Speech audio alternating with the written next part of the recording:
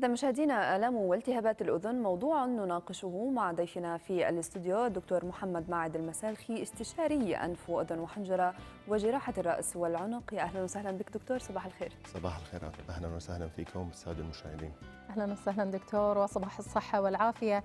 وحديثنا نتمنى ذلك دائما، كل الصباحات تكون جميلة لكل المشاهدين.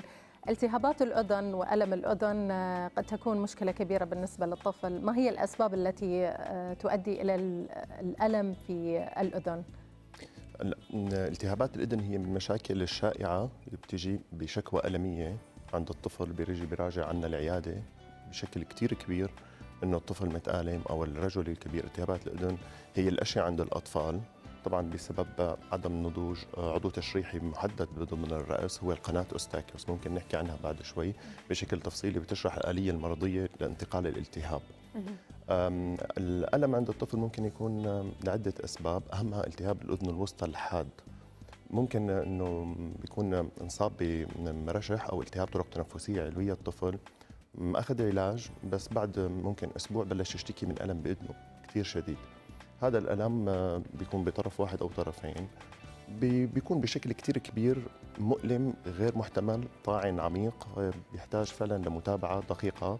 ما لازم نهمله نحن، لأنه إهمال هيك التهاب بيؤدي لتراكم سوائل داخل الأذن، وممكن يأثر على الطفل على الأيام. ممكن يصير عنده نقص سمع، نقص بالتطور اللغوي. هل قد يؤدي إلى فقدان السمع؟ لأن الكثير يقولون أن هذه الالتهابات المتكررة قد تؤدي إلى فقدان السمع فيما بعد.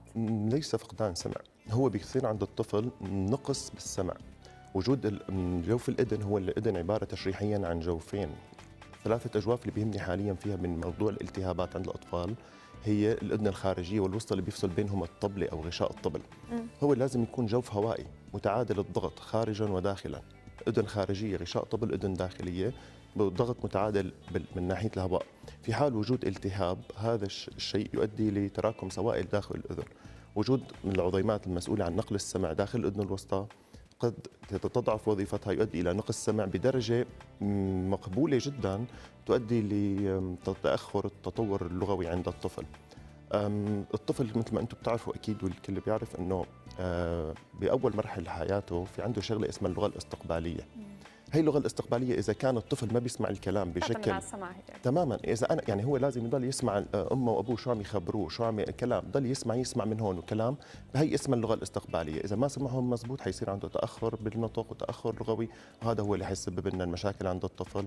نحن لازم ننتبه لهي الحالة. في حال كان الطفل متأخر لغويا، لازم الأهل بعد عمر السنتين، بعمر السنتين لازم يكون مثلا نحن في عندنا معايير محددة، مثلا بتمتم، بيعمل، بيكاغي، بيحكي 3 كلمات، جمل ببلش. كل مرحلة عمرية بتنربط. في أخصائيين نطق بيحددوا مرحلة تأخر النطق، بس لازم نحن الأهل في حال توجد هنالك فحوصات للأذن طبعا للأذن.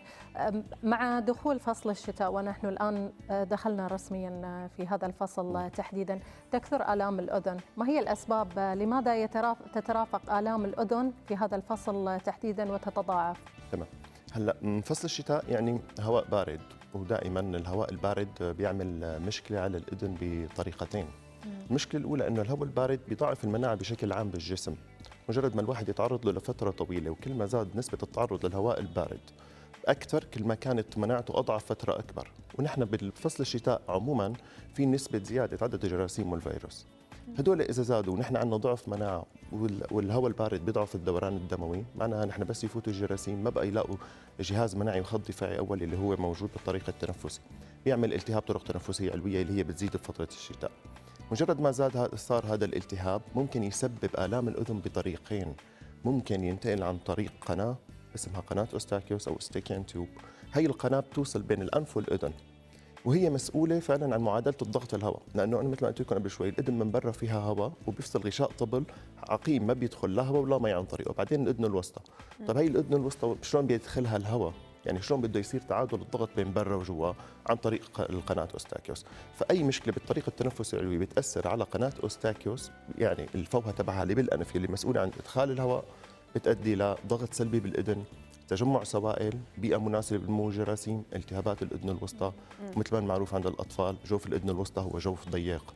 مجرد ما يتراكم في شويه سوائل تحول لنتحه قيحيه بيسبب الام شديده عند الطفل، آلام غير محتملة. ممكن يفيق بالليل عم يصرخ يقول إذني إذني، يعني فكرة الأهل إنه حالة إسعافية شديدة. الطفل يده على أذنه كإشارة منه أن هذه المنطقة هي التي تؤلمه فعلا هو. ولكن كيف نميز أن هذا الألم يستدعي الذهاب إلى المستشفى العلاج؟ هل هناك أعراض حرارة مثلا؟ فعلا تمام. هلا الموضوع بالنسبة للطفل حتى من عمر حتى الولادة لحد عمر السنة صعب الطفل ابدا يجي يقول انا اذني عم تجاني انا في، يعني هذا شيء يستحيل. لهالشيء الاهل لازم نحن يعرفوا بعض الاعراض المهمه جدا اللي هي بتاشر على اهميه اخذ الطفل للطبيب لفحصه لتاكيد او نفي وجود التهاب اذن.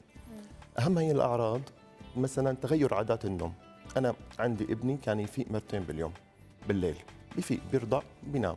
طيب هلا صار يفيق 5-6 مرات، اوكي بيفيق ما بده يرضع، يفيق حتى صار يرفض الرضاعه، بكاء وهياج، ترفع حروري واضح وشديد. أهم شغلة إنه ممكن أنا أفكر فيها بالنسبة للأهل إنه إذا الطفل عنده أرضية تحسسية من ناحية الأنف، سيلان أنف واحتقان بالأنف دائم، أو إذا كان من نفكر من أسبوع 3 أيام كان عنده التهاب طرق تنفسية علوية تعالج وفاق بعدها بهالمشاكل، ممكن الطفل يلاقوه عم يتحرك يمين ويسار ويقلب. وفي علامة كتير مهمة، الطفل مثلا ب6 شهور واكثر بيصير بيعمل ايده على اذنه، بيصير بيحاول دائما قد يضربها ايوه التاجنج اير اللي هي بيضل بيحاول يسحب الاذن ويشدها، انه دليل على وجود الم من الاذن. هلا هي الحاله ضروري الاهل انه ياخذوا طفلهم على دكتور ليأكد او ينفي التشخيص، مشان نحن ما نفوت باختلاطات التهابات الاذن من وجود السوائل ونقص السمع.